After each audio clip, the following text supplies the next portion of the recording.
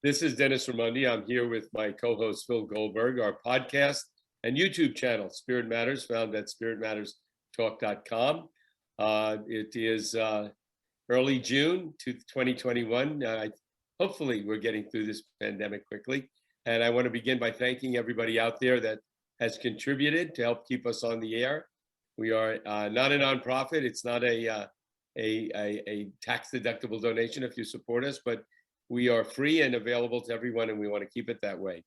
And we are extremely excited about the guest we have today.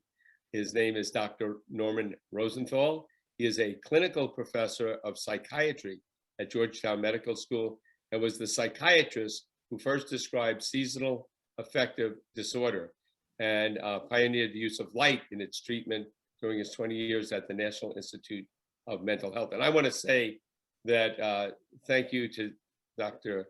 Norm, because he, a close friend of mine, was tremendously helped because of Dr. Norm's discovery, and really alleviated stress and anxiety and discomfort for many people worldwide from that.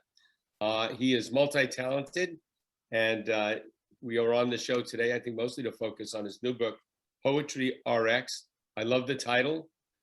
Poetry in its medicinal form. And so thank you so very much for taking the time to come on with us today. Oh, it's great to be here.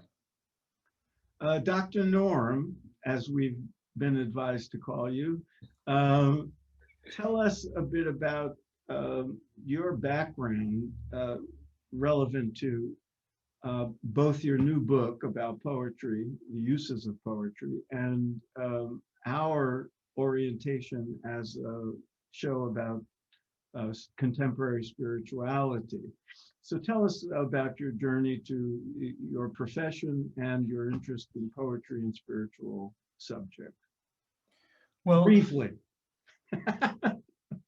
I trained as a doctor, and then I trained as a psychiatrist. So I come up through a traditional medical background. But I've always been interested in the human mind in all its dimensions, including its spiritual dimensions. And to me, words have always been very important.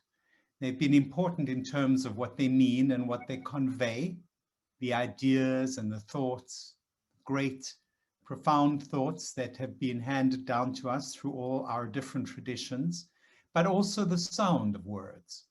They have a special sound, a special capacity to charm and soothe and enliven us. And in poetry, we have a convergence of words as messengers of ideas and words as sounds.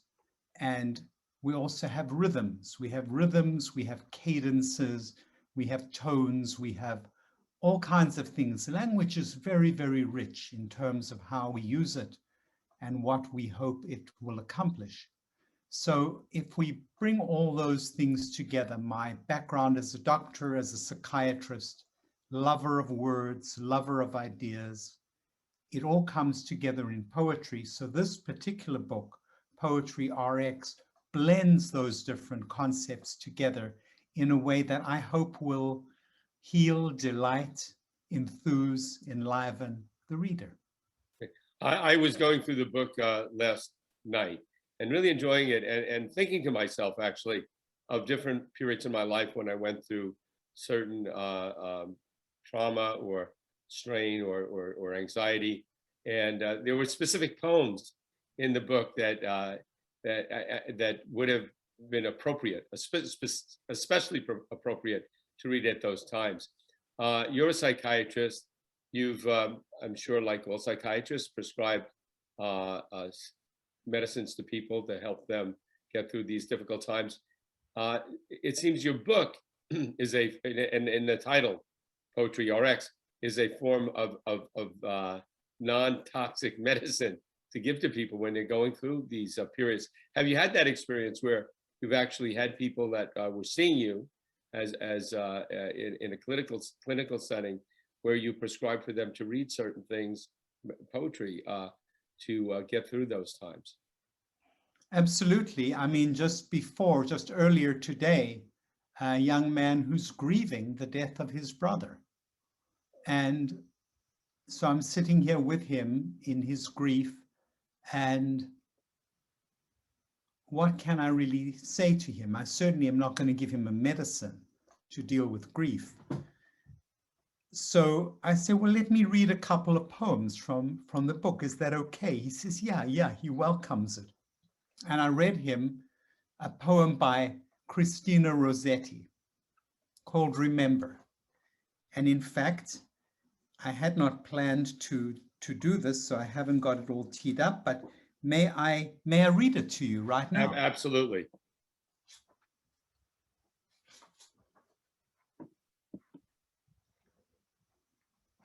Remember by Christina Rossetti.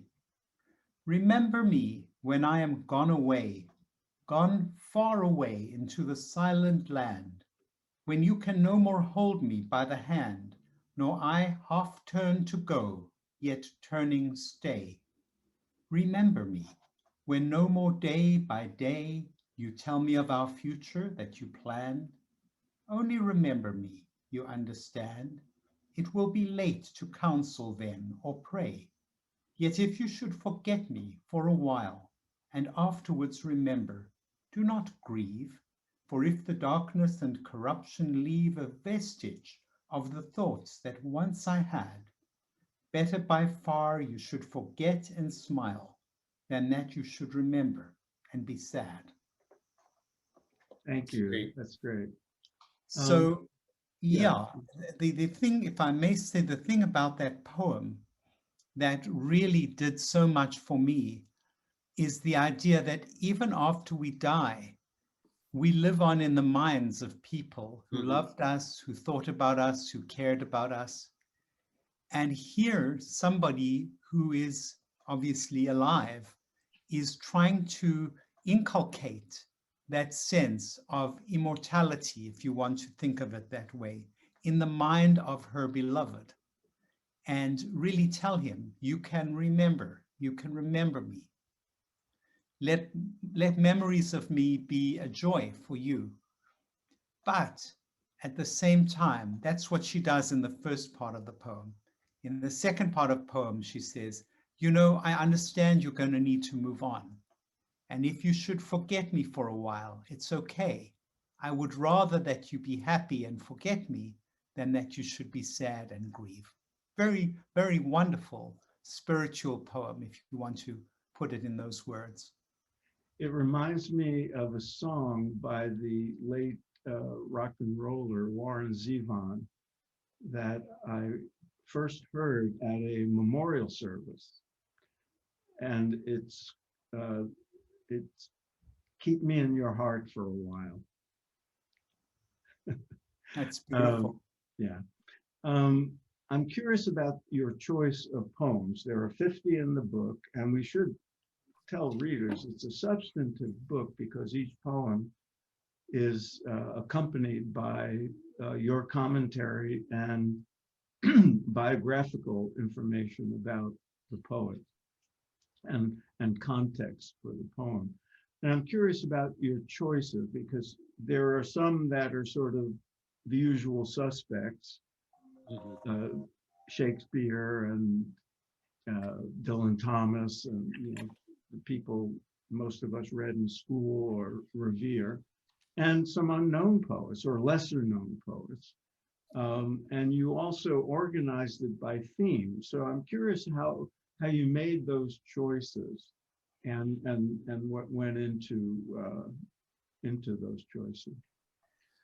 Well, one thing that unites all of these poems is that they all, in my view, have the power to do what the subtitle of the book promises, to heal, inspire, or bring joy. So they all have that capacity. They're not obscure in that way.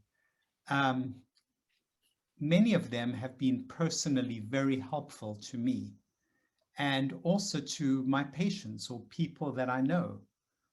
I have, once I realized that there was this capacity that poems had, I would say to people, has any poem done that for you?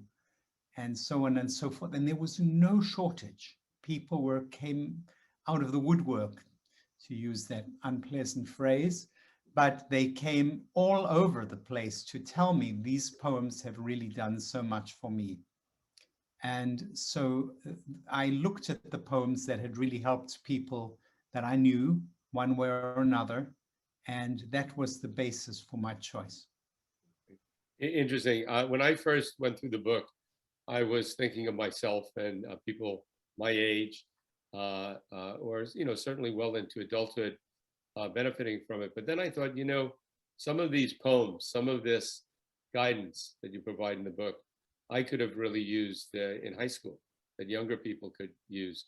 And I think that this is the type of book that I would not only want to introduce to folks from my generation or people that have had a lot of life experience and maybe have experienced a lot of loss as you get older, you experience more and more loss, but to really to present this to younger people, both for what they're currently going through. Hey, there's ways to deal with grief other than popping a pill, or sadness, or you even talk about getting over a breakup, which most young people or all ages experience at one time or another, of introducing this to them as not only enjoying a poem, but it's therapeutic, and getting that thinking into them, and it's a tool they can go back to throughout their life. Have you thought about introducing it to younger people as well? I would really love that. I would really love that, because a lot of these poems, or some of these poems, I first encountered in high school. Right. And yes, so I have definitely thought that when you see these poems standing starkly on the page of an anthology, there's something great about that, because it allows you to put a lot of your own thinking into the poem. But the other side of it is that I've taken my life experience just as a human being, but also as a psychiatrist, as a researcher. I've taken that life experience and tried to illuminate aspects of the poem and show how particularly it can be helpful. In fact, in every chapter, I first present the poem so that people can just experience it fresh without any prejudice. And then I explain, what do I think of the poem? What does it mean to me? And then I give them some actual takeaways that you can take away from the poem. And then finally, I talk a little bit about the biography of the poet. So let's just take, for example, the poem Remember that I just read to you. I talk about, for example, this idea that the dead are with us. And as I talk to people, they would tell me, yes, I remember this aunt of mine who had such a witty way about her, and some of the funny things she said. And as the person would remember the aunt, she would start smiling and laughing. It was clear that at an affective level, that person was still with her. So suddenly I became aware of all these people, and a friend of mine said, he had a great friend, and that friend is still with him. And then he commented wryly to me, he said, just because people are dead doesn't mean you've got to kill them. And so the dead kind of live. And then I thought of my own mother, and when she was declining in her old age, how she wanted to bring a little bit of her vibrancy into the lives of her children and her grandchildren, etc. So she got them to choose wool colors and then knitted them afghans from the colors that they'd chosen, so that they could continue to illuminate their homes and bring joy to their lives. And it really made me realize that she was really a very bright woman, that she was wanting to give her love and her warmth, as a blanket does, and her vibrancy, as the colors did, even after she was gone. She was basically cultivating this living on of people who have passed. And then when she finally died, and my sisters and I went over and started sort of sorting out her affairs, with her will, she had left an undated note addressed to the three of us. just wishing us well. Sweet. It was almost like she was sort of talking to us from beyond the grave in the kindest way. So those are some of the ways in which I infuse into each poem something either of myself or of people I've known. Maybe they were patients, maybe they were friends. I bring them into the discussion, and then I just summarize what are the takeaway points. What can these poems tell you? And finally, just a little bit about the bio of the poet. Christina Rossetti was a remarkable woman. She was of an upper middle class standing, but she would go and help reformed prostitutes get themselves together again and rehabilitated. And she had a tremendous depth of kindness. The book is organized in 5 parts, so roughly 10 poems per part. And the last one is about death, which didn't surprise me. The first one is about love, which did surprise me. And what really surprised me was when I saw I have to confess, when I saw the breakdown, I said, well, Dylan Thomas's Do Not Go Gently and will be no doubt in the death one. And in the love one, I'll bet he begins with Robert Browning's poem about how do I love thee, let me count the ways. Elizabeth But you Barrett. didn't. You opened with a poem by Elizabeth Bishop about loss, which is a wonderful poem, but I'm really curious why you chose to open the book with it, because I know some thought went into the order of things. Absolutely. I grappled between those two, actually. But that was the gateway for me into this whole concept. I was at home late one evening when a friend called to tell me that he'd lost someone who was very important to him. And he said to me, how will I go on? How will I manage? And I thought, well, what can I say to him really that isn't cliche? And knowing that he was a man steeped in the arts, I said, there's an art to losing. And like any other art, it can be developed. And he said, oh, do you know that poem? I said, no, what poem are you talking about? And then he pulled it off his shelf and read it to me. And I was hooked. And after the reading was over, I could hear his voice had just kind of lightened, and he was no longer so deeply gloomy as he had been. And strangely enough, I felt enlivened and lifted in spirits from this reading. So that made me think, wow, poems can do this. Poems can cause sad, down, depressed, grieving people to feel better. What else can they do? How else can they have an effect? So that was really the gateway poem into this whole concept. I'm curious. I have a question that's a little from left field, but what you're saying was making me think. It seems that in our culture at this time, there may be a de-emphasis on death and loss and dealing with that. And somebody said to me recently, in the 19th century, everybody talked about death, nobody talked about sex. In the 20th and 21st century, people talk about sex openly, but nobody talks about death. And I just heard thoughts on that as a psychiatrist and somebody that deals with people when they finally have to deal with loss in a very significant way. Well, I think most people who are writing about things want to sell books and newspapers. Mm-hmm. And sex will sell much better than death. Maybe in the 19th century, it was a graver time. But I think that for me as a person and as a psychiatrist, thoughts of death are very important to enable us to live a full life. Mm-hmm. because otherwise this specter of death kind of just hovers in the background, and we try to avoid it at every turn.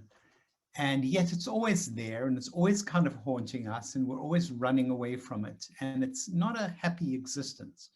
But if we know we're only here for a certain limited amount of time, and then we're going to be exiting stage left or stage right, then we can enjoy ourselves, you know. What's to worry about? We know what's going to happen.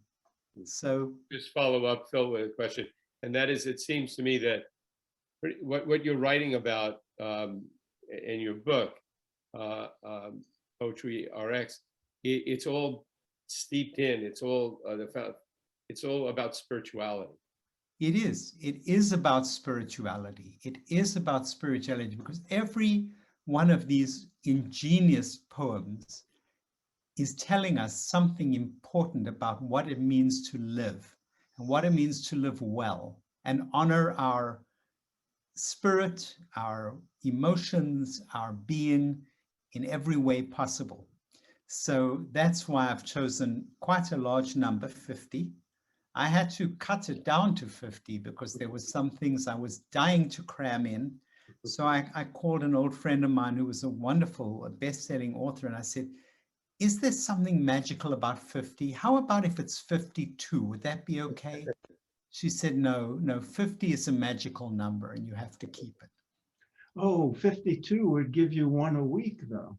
There you are. I thought so. Like a baker's dozen kind of thing. Yeah.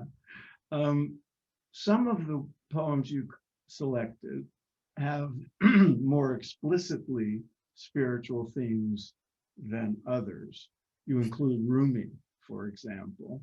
In fact, you included The Guest House, which I've often used to talk about the importance of not being in denial about negative emotions and experiences, which you see very often in spiritual circles. So I wasn't going to ask that, but since I brought it up, talk about your choice of using Guest House. Well, The Guest House is such a wonderful poem for teaching such an important lesson, and that is to welcome your emotions, not just accept them, welcome them. As he says, the shame, the meanness, the malice, greet them at the door laughing.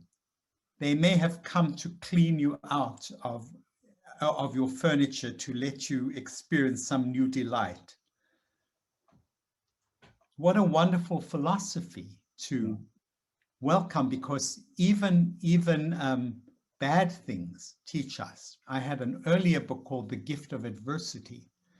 Even adversity is a great teacher, and it's going to come anyway. So welcome it and see what it has to teach you as a human being. I also wanted to ask, you're pioneering research in seasonal affective disorder. Often season comes, people go into depression, and this is actually, you are the man in this area. You are the person that coined that phrase, seasonal affective disorder. Have you found poetry helpful for people? Perhaps not poetry just by itself, but is that something that you find very helpful for people dealing with seasonal depression?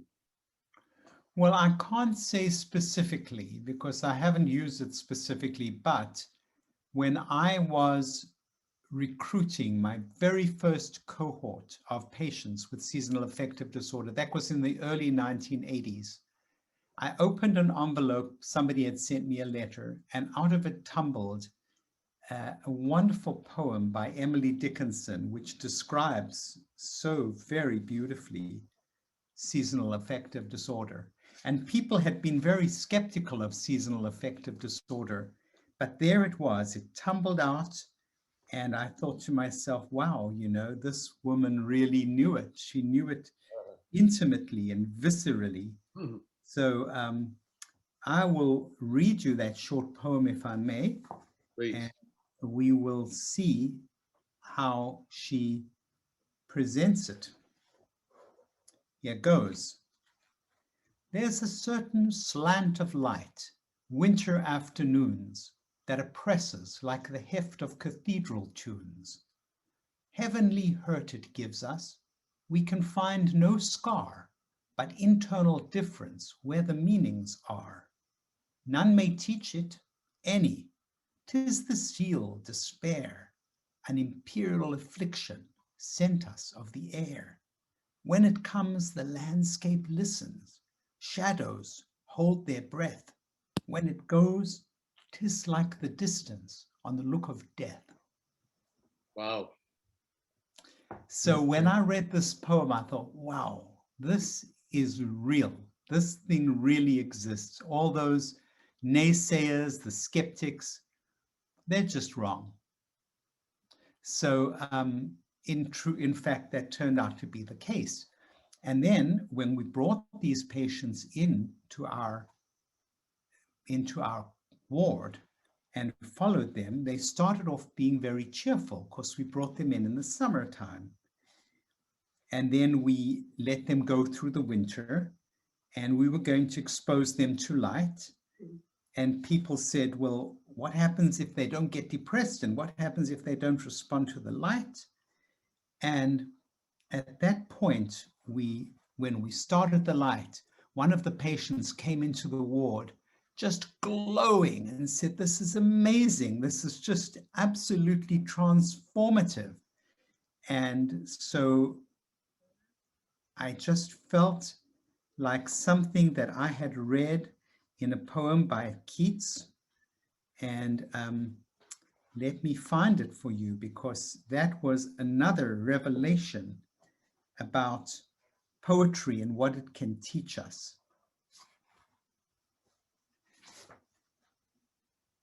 Here we go. Much have I traveled in the realms of gold, and many goodly states and kingdoms seen. Round many western islands have I been, which bards in fealty to Apollo hold.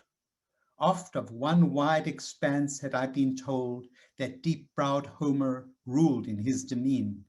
Yet did I never breathe its pure serene, till I heard Chapman speak out loud and bold.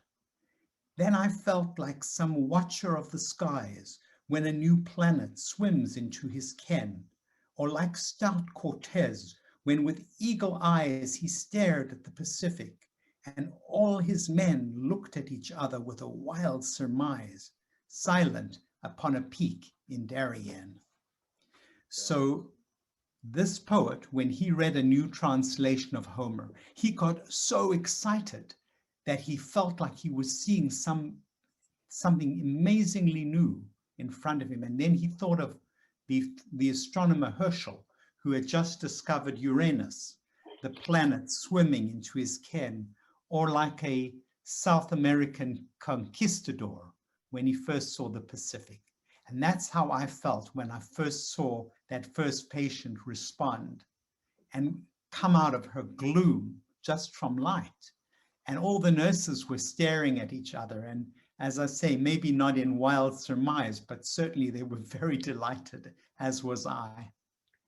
You put me in mind of when I lived up the road from where Emily Dickinson had lived in Massachusetts, and the arrival of spring and how glorious that was. And I'll bet for her it was, it came with that same power of light.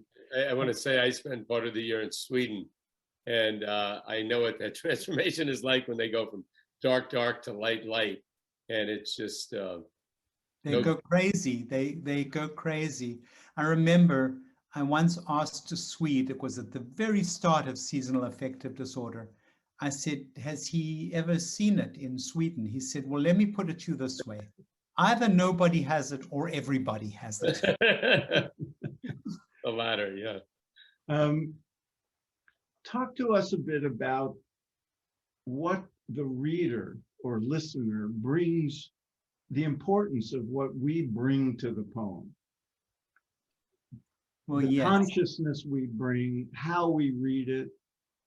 It seems to me, in my experience, the more contemplative we are when we read it, the more quiet the mind is, the more we reread and reread again, because there's so much mystery in a good poem and so much opportunity for different interpretations.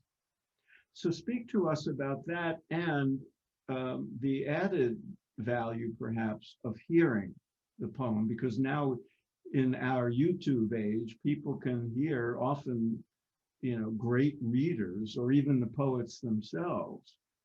I had the experience of listening to Dylan Thomas read his work, and it was just so different from the written word on page. So talk to us about what we can Yes, all of the things that you say are so important, that the reader completes the poem. And I may have some interpretations of the poems, but it's really what the reader sees in it that really matters. I'm just giving some suggestions, but the reader's response is what really matters. And I give in the introduction ways in which people can get the most out of poems, including some of the things that you've mentioned. Read it aloud.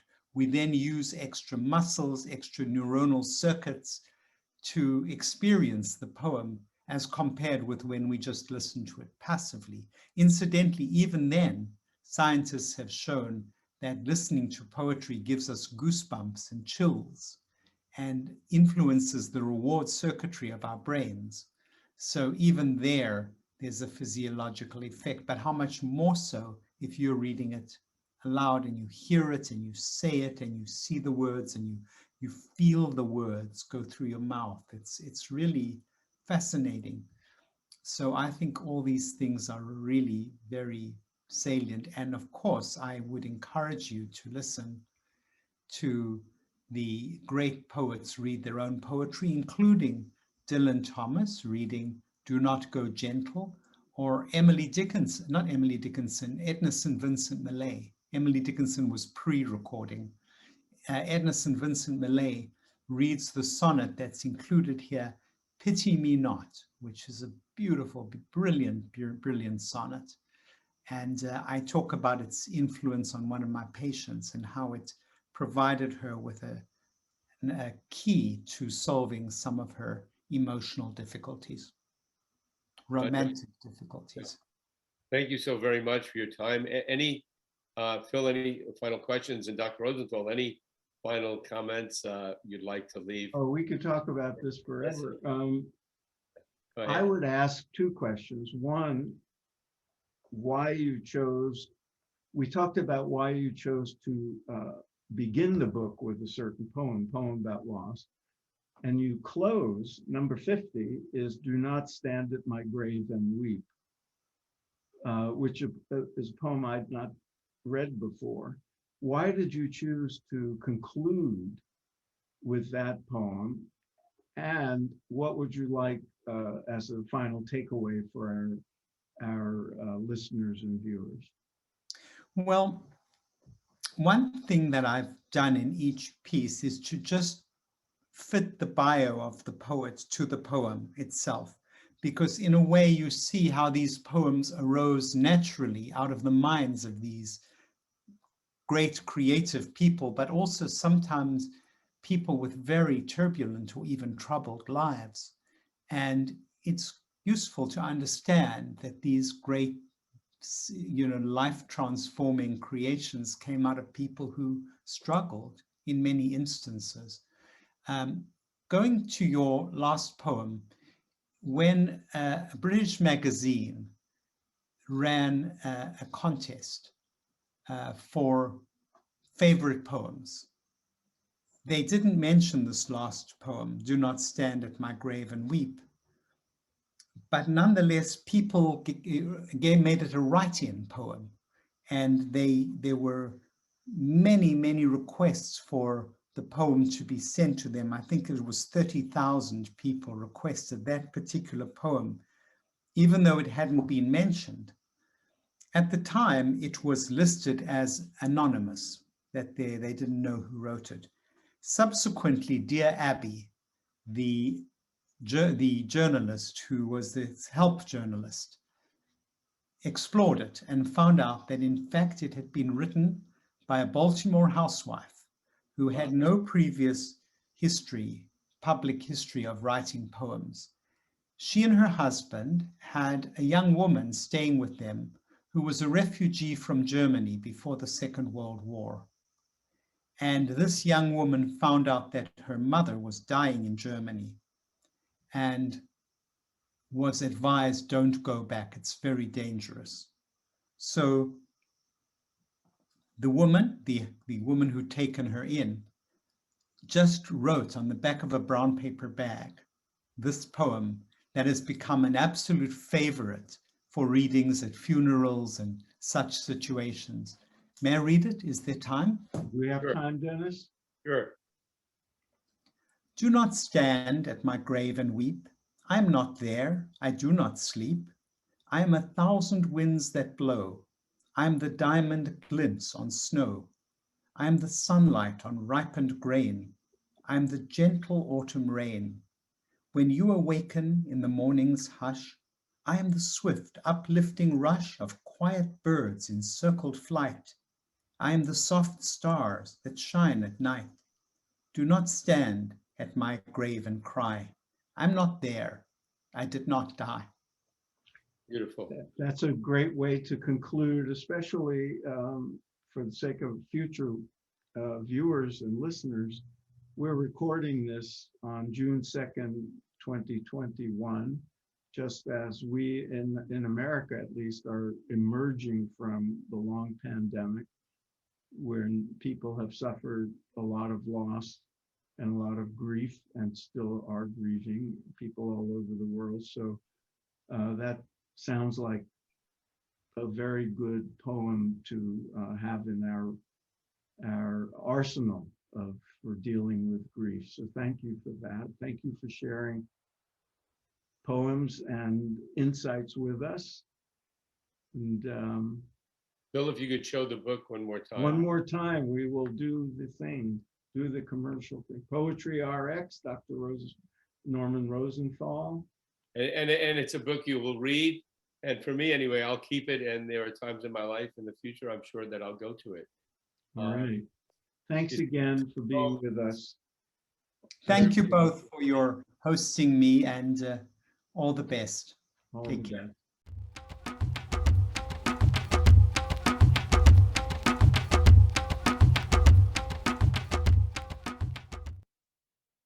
Bill, that was Dr. Norman Rosenthal, a gentleman I've met.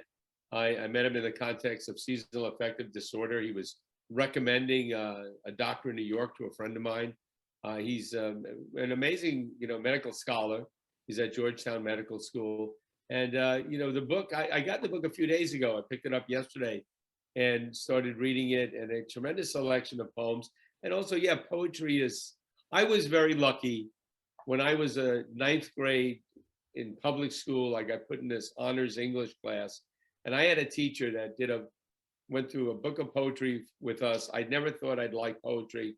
At an early age, I got that exposure, and yeah, it's for me. I never thought about it at the time, but a lot of the poetry I was reading was very therapeutic, in that it helped me kind of, going through adolescence, even understanding life and dealing with it better. And I think that's great, because it's very easy to just tell somebody to pop a pill, you'll feel better tomorrow, as opposed to, read a poem, get some deep insight into life, into what you're experiencing. You're not the first person to ever experience this, and this is how you might deal with it. I think it was great. You were lucky. I had boring English teachers, and so I didn't come to really appreciate and read a lot on my own till after I was out of school. And then I started, reading a lot of the poets and novelists that I should have been reading in high school and college. And I have to tell this little side story. I have tried over the last few years to track her down, to tell her what an amazing teacher she was and what a great job she did, but I haven't been able to find her. So I talked to some you friends, reach a certain age, Dennis, when finding your school teachers. Yeah, may be exactly. But Lots of love. and I wonder about young people now, because music is so, it's even more accessible than it was when we were young, when we had the radio and records. Now music is everywhere, and there's great poetry, being put to song. I mean, Bob Dylan got a Nobel Prize in literature. So, there's, Yeah, recently I was going to a lot of Bob Dylan songs and just reading them, not listening to the music. But the combination of music and poetry is extremely well, powerful. and, people of our generation tend to, So many folks, yeah. we don't keep up, and we tend to look down on, what the kids are listening to. But if you listen closely to the best of rap music, it's terrific poetry. What's that? Rap music. Oh, absolutely. It's storytelling, and Yeah. if you listen to Tupac Shakur, some of the stuff it's amazing. And I mean, I don't have much knowledge. I haven't, there's younger people and probably older people too that are much more familiar with it. But yeah, some great insights into life, what people go through. Fabulous stuff. And it's always taking different form. But rap, hip hop is really poetry. And Yeah. have you ever gone to one of these poetry slams? No.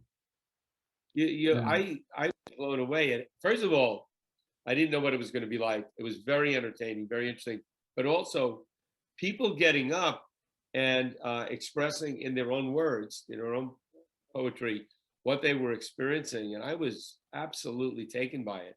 There's so much talent out there, so much insight. I've never written poetry. I don't feel I have that. No, I'm a professional writer, but I write long.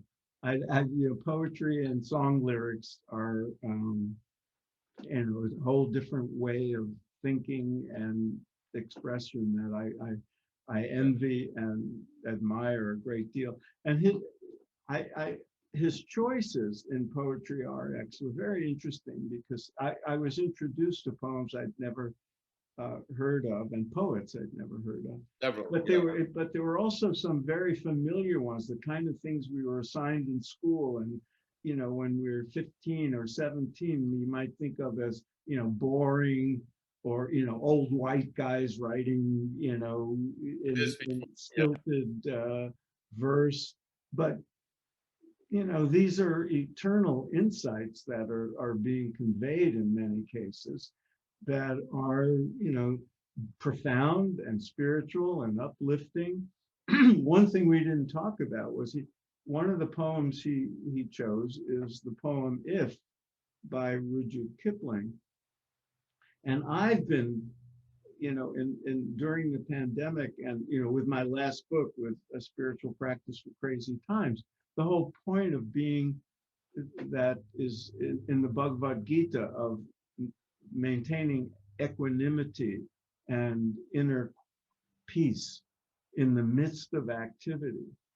He captures in this poem "If," and there's a lot to be said about Kipling, but the first lines of "If you can keep your head when all about you are losing theirs and blaming it on you," and then the poem goes on, of course, but that notion of keeping your head when everybody else is losing theirs, that's been on my mind a lot during the pandemic, and helping people in whatever way I can to try to retain that inner peace that we get with meditation and other spiritual practices in the midst of activity.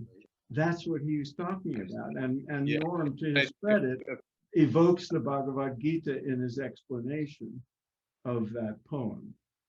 Yeah, I think familiarity with many of these poems is they're great tools to have during these periods. And you mentioned loneliness and the stuff that people go through. Sometimes you're very lonely, you're very depressed, you're very anxious.